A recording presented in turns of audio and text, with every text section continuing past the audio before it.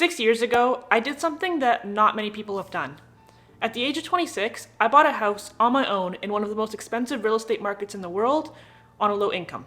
And while I was definitely excited about it and it felt like a big accomplishment, I really didn't realize what a big accomplishment it was because it didn't actually feel that difficult to me. I know that might sound like a crazy thing to say, but it was something I always wanted to do. It's something that I always knew that I would eventually do, and so I did it. It was really only other people's reactions after the fact that made me realize what an anomaly I was to be in this situation. Real estate is insanely expensive across the board nowadays, but where I live in the Greater Toronto area, it's especially bad. Toronto ranks number 1 for housing price growth, coming in at a whopping 205% increase over the last 20 years. And it sits pretty as the second most expensive city in Canada and the 5th most expensive city in all of North America, behind only San Francisco, Los Angeles, San Diego, and Vancouver, which is a fancy way of saying that it is fucking crazy here. So yeah, I guess it's really no surprise that home ownership feels so daunting and so out of reach for millennials and Gen Zs, and it's only getting worse, so Gen Alpha, you guys are definitely screwed. But with all of that in mind, how is it then possible that I not only did what I did, but that it didn't actually feel that difficult to me? Whenever the conversation of millennials and home ownership comes up, it's almost always followed by snarky comments about avocado toast and Starbucks and impulsive Amazon purchases. And while I've always been somebody who acknowledges and appreciates the fact that small purchases do matter and they do add up quickly, it is exactly cutting out all of those small luxuries in life that makes saving money feel so daunting. Who would even want to try to save money or buy a house if you have to cut out every single little luxury and you can't enjoy your life at all along the way? So living like a monk is probably not the best strategy and was definitely not the path forward for me. I've always been pretty frugal about the things that I don't care about because, why would anyone want to spend money on the things they don't care about? But at the same time that I was saving for my house, I still spent plenty of money on other things and enjoyed my life. I bought 2 separate Mac computers in that time frame. I bought, I don't even know how many guitars, probably at least 3 or 4. I bought 2 cars, I went to a ton of concerts, collected records, bought clothing and shoes, and I got Levi. The point that I'm trying to make is that I didn't deprive myself of any of the things I care about just to save money. But there were 4 very important decisions that I made that I think are completely responsible for me being able to save up to buy a house. And these 4 decisions are huge, no matter who you are or what stage of life you're in or what you're trying to save money for. Counting your pennies and turning down a $2 scoop of guacamole at Chipotle is not really going to help you if you're overlooking the big things. And really, who would want to eat Chipotle without guac? So here are the 4 most important things I did to save up $100,000 and buy a house, even when I was young, dumb, and poor. How would I start this list if not in a controversial way? Number 1 was not going to college. Here's the thing. When it comes to your finances, going to college could either be the best or the worst decision you make, all depending on how you approach it. If you're going to study a lucrative field, finish your degree, and then get yourself a high-paying job, going to college makes perfect sense. You can go into medicine or law or engineering or any field that is going to give you multiple 6-figure income a year, then even going into debt to go to college is totally fine because you'll be able to pay off your debt really quickly, you'll make a lot of money, and you'll be able to live a nice life. But if, like many people, you're only going to college because you think it's what you're supposed to do, or you're going for a generic degree that doesn't really have a clearly defined path towards a specific career, like psychology or English literature or an arts degree or basket weaving 101, or if you're not 100% committed to actually finishing your degree, whatever it's in, you should not be going to college, and you should especially not be going into debt to go to college. I didn't go to college, and I was actually the only person in my friend group who didn't. But by the age of 21 or 22, all my friends were graduating with their bachelor's degrees and stepping into their adult lives with somewhere between $20,000 and $50,000 of student debt. Meanwhile, I'd been working for those 4 years, and even though I was only making like $11 or $12 an hour, I was working mostly full-time, and I had amassed about $40,000 in savings.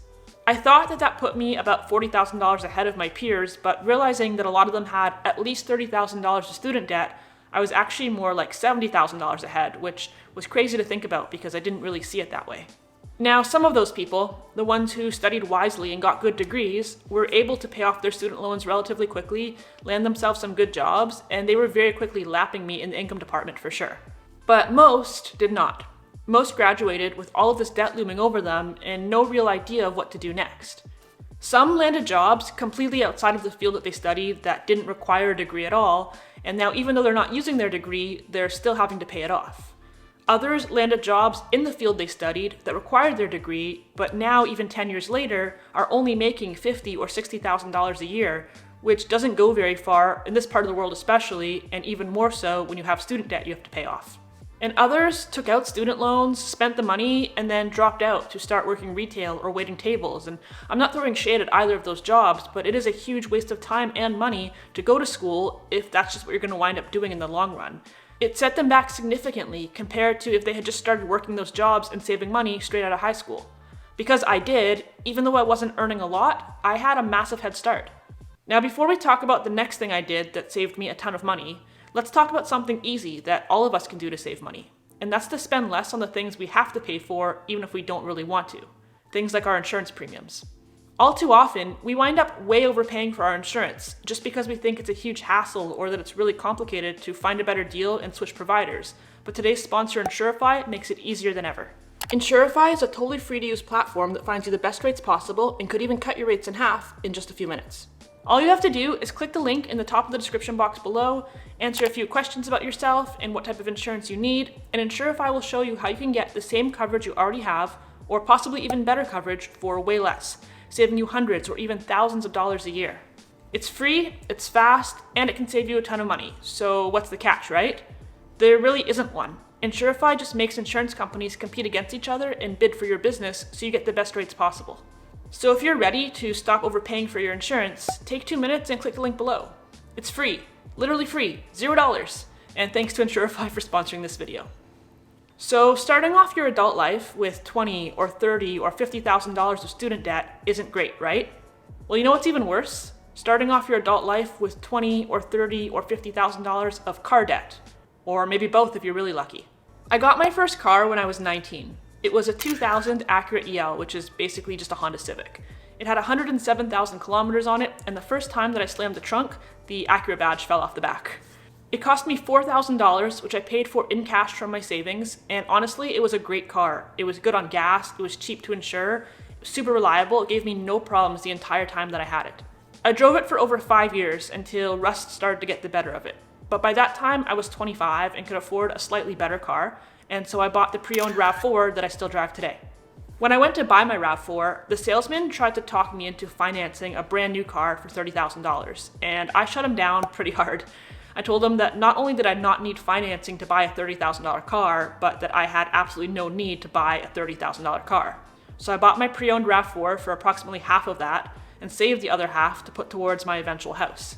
Had I financed a $30,000 car, my monthly payment would have been about $600, which would be $600 less every month that I could save towards my dream of buying a house. So with that, if I hadn't been able to afford my RAV4 in cash, I would have just gone and found another $4,000 or $5,000 Civic or Corolla, and that would be that. But I was not about to go into debt for a car. Car payments are death to your finances. They take a huge bite out of your monthly income, you wind up paying way more than the car is even worth, and the value of vehicles goes down faster than a submersible full of billionaires in the ocean. We've taken a completely new approach to the sub design, and it's all run with this game controller and these touch screens. If I had had a $600 car payment and a $300 student loan payment, which is so common, that would have been like $900 a month, which was more than half my take-home pay. So instead, I saved that $900 a month. Okay, number 3 was not drinking and not doing drugs. And I'm sure that this one's gonna piss some people off and touch some raw nerves, but here we go. I drink alcohol very infrequently and never to excess. And I have never in my life smoked a cigarette or weed or vaped or done any other drugs. This is just how I've always been. I think I've been drunk a total of about 4 times in my life, all between the ages of 16 and 22, and I very quickly realized that it was just not for me, because first of all, it makes me feel like absolute shit and I just hate being sick, but it's also just the biggest, most illogical waste of money in the world, in my opinion. I think substance use is so normalized in our culture that for a lot of people, it's not even really considered a superfluous expense at this point. Like, I know people who bitch and complain about the price of groceries, but they include beer and liquor in their grocery budget. So like, no shit, you spent $1,000 at the grocery store, but half of it was booze. When I was in my early 20s, I was working a full-time retail job, and all of us who worked together, all my coworkers and I, we were friends, and we'd all hang out outside of work. And often on Sunday nights, after the store closed a little bit earlier, we'd go home, get changed, and an hour or two later, we would all meet up at the bar. I would always go. Sometimes I'd have 1 beer or 1 cocktail. Occasionally, if I was there for a really long time, I would maybe have 2, but that was quite rare. Sometimes I would just have soda water and lime, and I would shoot pool, I would do karaoke, I would hang out with everybody, I'd have a great time, and then I would drive my sober ass home, have a shower, go to bed, and wake up for work the next morning. And my total cost for the night was always under $20. Meanwhile, everyone else would order drink after drink, shot after shot, and then once they were good and drunk, of course they wanted food, so then came the nachos and the french fries and the chicken wings, and many of them were smokers, so then they'd need cigarettes, and of course they'd have to get a taxi and go home at the end of the night. It was typical for any of them to ring up a bar tab of $80 to $100, plus cigarettes, plus the cab. But the thing is that we were all making the same amount of money. We were all making under $12 an hour, which meant that after taxes, for an 8-hour shift, we'd bring home about $70 a person. So each of these outings would cost them like 1 to 2 days of work. And that's not even accounting for when they'd have to call out sick the next day because they were too hungover or maybe even still drunk from the night before, so they'd lose another day's pay.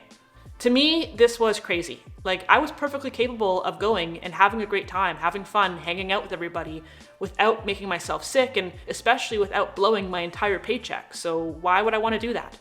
And I remember asking my friends, I'm like, what's the point of going to work all day if you're just going to come to the bar and blow your entire paycheck? And they'd always say things like, man, after a whole day of that bullshit, I need to come here and blow off steam. I need to have some drinks. Which, I get it, but like, I don't get it. I guess I don't get it. For me, getting sloshed has never been how I've chosen to handle my emotions, but even taking that off the table, like, it just doesn't make a lot of sense. I'd rather not go to work than go to work, work my shift, get all upset, and then spend all the money I just made trying to forget about the fact that I'm all upset. That sounds like way too many steps when I could just like skip work, sleep in, spend the day doing whatever I want, not get all pissed off, not end up barfing, not blow my entire paycheck, and still wind up in the exact same spot financially. I didn't skip work. I showed up because I wanted to make money, but if that's how I had felt about it, it just seems like a better solution to me. Especially when you consider the addictive nature of things like alcohol and cigarettes and weed and vapes and all that shit. You get to a point in your life where you mature and you no longer want to be spending your money on this because you have bigger goals, but you can't just walk away from it. And again, it amounts to hundreds of dollars a month spent on things that are really only making you sick. It wasn't until more recently that I realized that people who smoke or vape or drink regularly often spend the equivalent of a half a month's rent on their vices, which is insane to me. I had no idea. Not to sound smug, but you know, there's like that old story of someone telling a smoker that over all the years they've been smoking, they've spent enough that they could have bought a Lamborghini. And then the smoker says to the non-smoker, well, you don't smoke, so where's your Lamborghini? And well, here's my Lamborghini. Between the student loans, the car payments, and the vices, we're now talking about the entire monthly mortgage payment on my first house. And finally, number 4, this one was admittedly the hardest for me personally, and it was not renting an expensive apartment. I've been very open about the fact that I lived at home with my mom until I was 26 years old, which is when I eventually bought my house. I wasn't living for free, I did pay rent, and I had to help out with some other things as well, but it definitely cost me less than it would have had I gone out and rented a nice apartment by myself. When I was about 22, I hit a rough patch where my mom and I were fighting a lot, and I was like, you know what, screw this, I'm gonna move out on my own. And I started looking at studio apartments in the city, and quickly realized that I would be spending about $1,500 a month for 400 square feet. That was more than 50% of my income, and while I did have savings, I knew that I would blow through it very quickly if I was using it to subsidize my day-to-day expenses. Not so fun fact, but those exact same apartments are now renting for over $2,500 a month today. So I had 2 options. I could stay living at home like I was, or I could find a cheap apartment to rent with 1 or 2 roommates, which probably would have cost me about the same. I chose to stay put, which honestly, in retrospect, I'm not sure was the best decision. I think I would have benefited from getting out there in the world and learning to mature a little bit on my own and having a little bit more space and freedom.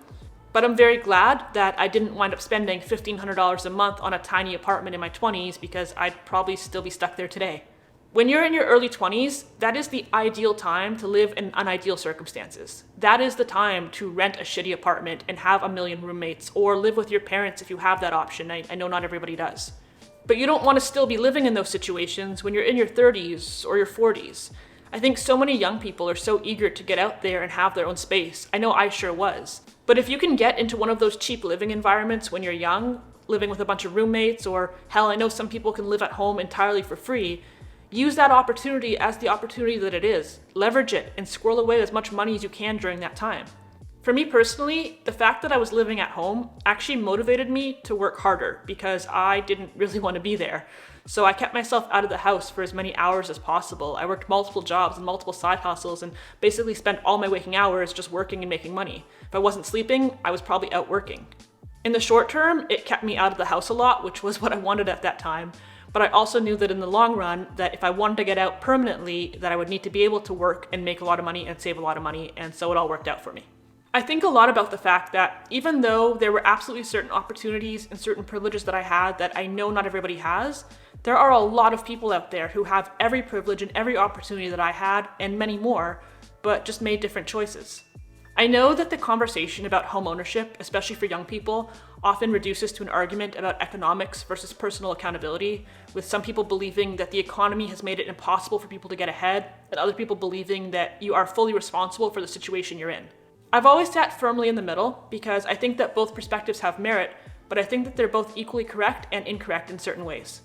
There's no doubt that the cost of living is significantly more far removed from incomes than it ever has been in history. This is objectively true and verifiable. Wages have not even come close to keeping pace with the cost of housing, and our money just doesn't go nearly as far as it did for our parents' and grandparents' generation. My grandparents bought a semi-detached house in the north end of Toronto for $18,500 in the 70s. That exact same house today, even in its original tear-down condition, would be worth about $1 million, just based on its location and land value alone. Wages have not kept pace nearly proportionately, but you are still in control of how you spend the money you do make. All my work friends from that old retail job, we were all pretty much in the same situation. We were all in our early to mid-20s, we were almost all living at home, many of them for free while I was paying rent. We were all working in the same place and making the same amount of money, but we made different choices when it came to spending that money. Today, more than 10 years later, many of them are still in debt from the decisions that they made 10 to 15 years ago. From the cars that they don't even own anymore, from the degrees that they never finished or put to use, from the bar tabs and shopping sprees that they don't even remember, and most sadly, from the addictions that still grip them today and suck away their money and their health and their ambition. Over 8 years of working, I saved $120,000. But we all made the same money, which means that over 8 years of working, they spent $120,000. And it sucks because I want to see my friends happy and successful, whatever that means to them. I want everyone to be happy and successful. You know, there are a lot of people who will say things like, I wasted a ton of money when I was young, I did a lot of dumb things, but I had a ton of fun and I don't regret any of it. And I can get behind that mentality, even if it doesn't align with the decisions that I made for myself.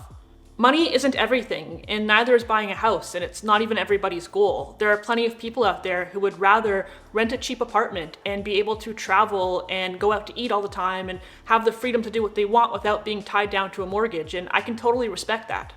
But like always, it's about intentionality and accountability, because the only bad choices are the ones we make without intention. As long as you're making informed decisions, and those decisions align with what you want for yourself and what you want for your life, then you do you.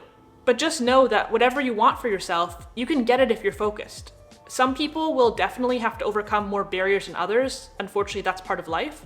But you can overcome those barriers if you're determined. If you want to make more money, pay off your debt, find a new career, buy a house, whatever it is you want to do, instead of focusing on why you can't do it or why it won't work, find a way to make it work. Your focus, your determination, your priorities, your drive, your creativity, all of that is completely within your control. If you enjoyed this video at all, please go ahead and hit that like button. Feel free to subscribe if you haven't done so yet. You can follow me on Instagram at according_to_Nicole. Let me know your thoughts in the comment section down below. Really interested in hearing all of your feedback and all of your perspectives. Other than that, thank you guys so much as always for watching. Take care, and I'll see you next time. I have this theory that there's two types of people in the world. The type of person that when presented with an idea or a challenge, they say, okay, let's figure that out. Then there's the other type that immediately thinks of all the reasons why it can't be done. And I'm, of course, the type that just wants to figure it out. Let's do it. Let's figure it out. And it doesn't really matter what it is. I'm fucking confident or cocky enough that I feel like, okay, give it to me. I'll figure it out and do it.